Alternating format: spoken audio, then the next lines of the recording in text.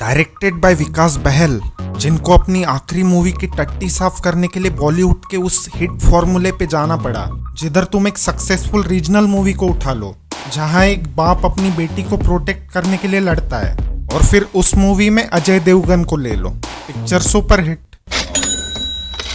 शैतान। एक फैमिली जो काम धंधा कम, घूमने ज्यादा जाते हैं।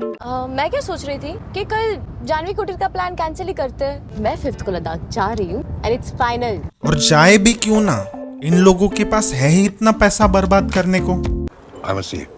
ये है कबीर, एक प्रोग्रेसिव फादर जिसको अपनी बेटी जानवी के लड़कों के साथ मिलने जुलने से कोई प्रॉब्लम नहीं है। वो बस उन लड़कों के गाड़ी के नंबर्स नोट करके रखता है। वो UK 5Q1637 या UK 7Q7158। कबीर को कोई प्रॉब्लम नहीं है अगर जानवी लड़कों के साथ अकेले ट्रिप पे जाती है, जब तक वो अपना लोकेशन भेजती रहे वहां से अपना लाइव लोकेशन भेजती रहना। Come on dad. एक काम करना भाई, उसका मोबाइल भी चेक कर ले कि वो किस किस से बात करती है। 1254। Wait, how do you know my password? हद है यार। सबके सब चोर है साले। But soon everything will change जब उनकी लाइफ में आएगा Vanraj. It's time to start the party. अब देखिए कैसे वनराज जानवी को अपने वश में करेगा। उसको चालाकी से एक लड्डू देके, और जानवी जिसको ऑयली फूड पसंद नहीं, I can't eat all this. Janvi जिसको चाय पसंद नहीं, I'm so sorry but I just hate the smell of tea. और जानवी जो डाइट पे है, स्कूल के अलावा कोई और हॉबीज? डाइटिंग। वो लड्डू खा लेगी। कोई सेंस है इस बात की? बट अब जानवी वनराज के वश में आ चुकी है, और अब वो जो बोलेगा वो सब जानवी करेगी। ये बिस्किट फार्म हाउस पहुंचते ही खा लेना। इसको बिस्किट खाने बोला था, रैपर वहीं पे फेंकने थोड़ी बोला था। इधर कचरा नहीं डालने का। और अब कबीर एक ओवर प्रोटेक्टिव फादर, वहां से रोज एक फोन करना। जो तुम्हारे साथ जा रहे हैं उन सबका नंबर दे देना। एक ऐसे आदमी को अपने घर में घुसने देगा जो उसको रास्ते में मिला था और फिर सीधे उसके घर पहुंच गया। वनराज उसके सामने उसकी लाडली बेटी को अब्यूज करेगा। जानवी एक काम करो, चाय पत्ती खा जाओ। लेकिन कबीर कुछ नहीं करेगा। उसकी वाइफ ज्योति उसको जानवी को बचाने की भीख मांगेगी। Do something. लेकिन कबीर कुछ नहीं करेगा। वनराज जानवी के हाथों उसको थप्पड़ तक लगवाएगा, लेकिन कबीर, मगर ऐसा नहीं है कि कबीर के अंदर की बापता मर चुकी है, पर जब भी वो कुछ करने की कोशिश करेगा, जानिए अपने डैड को रोको तो क्या कर रहे? रे Dad, stop. अच्छा जानवी अपने भाई का सर फोड़ दे। अब तुम ही बताओ और क्या ऑप्शन बचा है कबीर के पास करने के लिए, एक्सेप्ट इस कमीने की बोलती बंद करने का। ये जानवी कब से तुम लोगों को बोल रही है? वो जैसा कह रहे हैं ना, मुझे वैसा ही करने का मन कर रहा है। वो वनराज कब से तुम लोगों को डेमो पे डेमो दिए जा रहा है। डेमो देखोगे? हाँ? लेकिन इसका मुंह बंद करने की बजाय ये ज्योति बोलती है। बेटा, जो वो बोलेंगे वो करना जरूरी नहीं है। और ये कबीर प्रोएक्टिवनेस की मूरत। क्या सीए में बस पैसे गिनना ही सिखाते हैं, लॉजिकल रीजनिंग नहीं सिखाते? What rubbish! वनराज जानवी को वश में करने का अपना असली रीजन बताता है। आप अपनी बेटी को मुझे दान कर दें। तो कबीर बोलता है नहीं। लेकिन मेरे घर पे बहुत सारा black money, I mean cash money पड़ा हुआ है, वो चलेगा? तो वनराज बोलता है डील, लेकिन फिर वो उन पैसों को जला देता है। वो चूना लगा दिया। तो अब जब पैसों से भी काम नहीं बना तो अब कबीर और क्या कर सकता है? हाँ, लेकिन तू कर भी क्या सकता है यार। इसलिए वो अपनी बेटी को उसके अब्यूजर के हाथों छोड़ के ऊपर चला जाता है। और वनराज भी इतना कंसिडरेट विलन है कि वो कबीर को अकेले जाने देगा, उसका पीछा भी नहीं करेगा।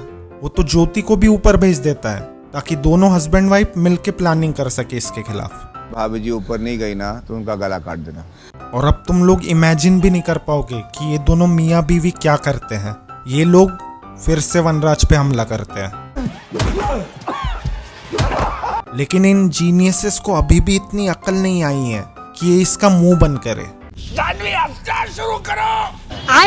और तब तक हंसते रहना जब तक तुम मर न जाओ। और जानवी आई गेस इतने जोर से हंसती है कि इन दोनों के कान के पर्दे फट जाते हैं।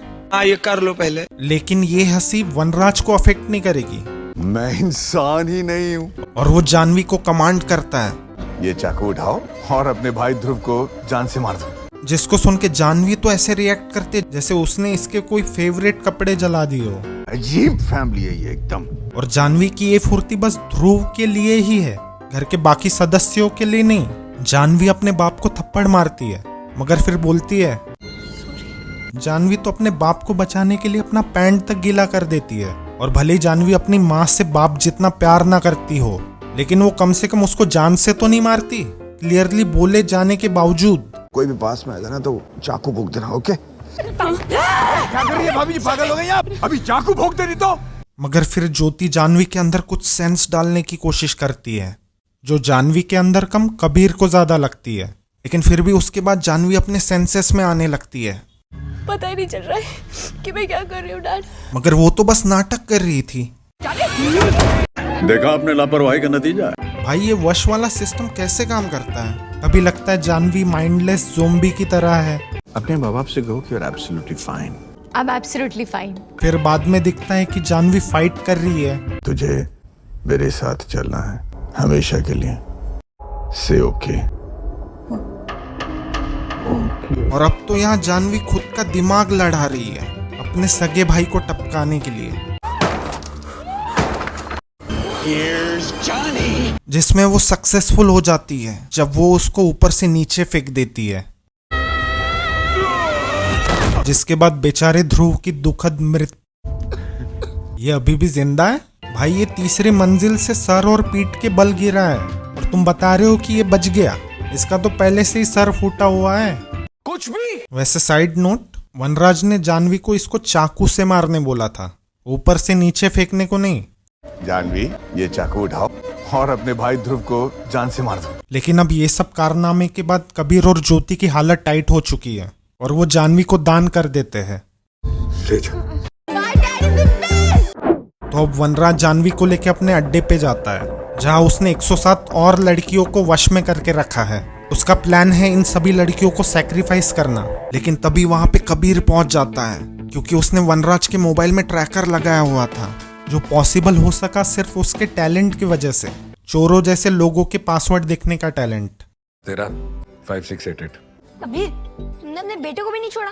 लेकिन वनराज कबीर को वार्न करता है, अगर किसी ने मुझे हाथ भी लगाया तो वो उसे नोच के कच्चा खा जाएंगे। बट जैसे ही वो लाल हस्तर को आग में फेंकने ही वाला होता है कि तभी कबीर उसकी जीप काट देता है। मगर अब तो ये सब लड़कियां कबीर को कच्चा चबा जाएगी, अभी किसी भी वक्त।